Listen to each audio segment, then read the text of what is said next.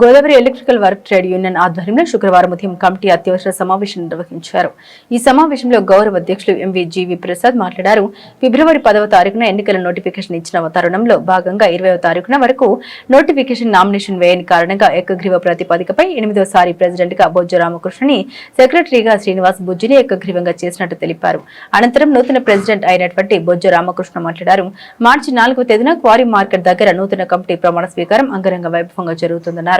ఈ కార్యక్రమంలో భవన నిర్మాణ కార్మికులు, ఎలక్ట్రికల్ కార్మికులు అధిక సంఖ్యలో పాల్గొనాలని తెలియజేశారు.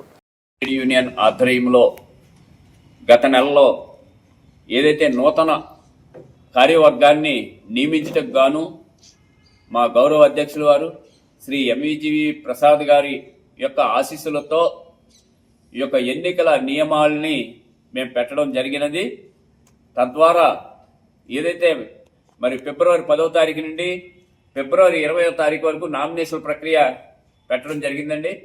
దీనికి సంబంధించి ఎవరు కూడా నామినేషన్లు వేయని కారణంగా మరలా మా గౌరవ అధ్యక్షుల వారు ఏదైతే గతంలో ఉన్నటువంటి ప్రెసిడెంట్గా బొజ్జ రామకృష్ణ గారిని, సెక్రటరీగా ఆసం శ్రీనివాస్ బుజ్జి గారిని 2026 నుండి 2028 ఫిబ్రవరి వరకు మీరే కొనసాగాలని మాకు ఉత్తర్వులు ఇచ్చిన పిదప మేము సభ్యుల సమక్షంలో ఏకగ్రీవ తీర్మానం తీసుకొని మా కమిటీ యొక్క ఆశీస్సులు తీసుకొని మేము నూతన కార్యవర్గాన్ని ఏర్పాటు చేయటకు గాను ఈరోజు ప్రెస్ మీట్ ద్వారా మీకు తెలియపరచడం జరుగుతున్నది.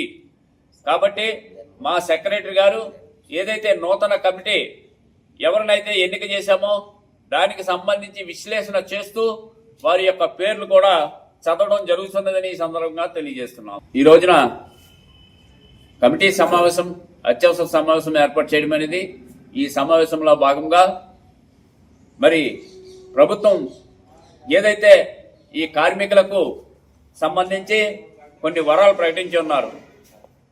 దీనికి సంబంధించి మా గౌరవ అధ్యక్షుల వారు అలాగే మా సెక్రటరీ గారు మరి కమిటీ అంతా కూడా మేము ఇక్కడ విశ్లేషణ చేయడం జరిగింది. మరి ఈనాడు గౌరవ ముఖ్యమంత్రి వర్యులు శ్రీ నారా చంద్రబాబు నాయుడు గారు ఏదైతే కార్మికులకు వరాలు గుప్పించి ఉన్నారో దానికి సంబంధించి చాలా సంతోషపడ్డాం.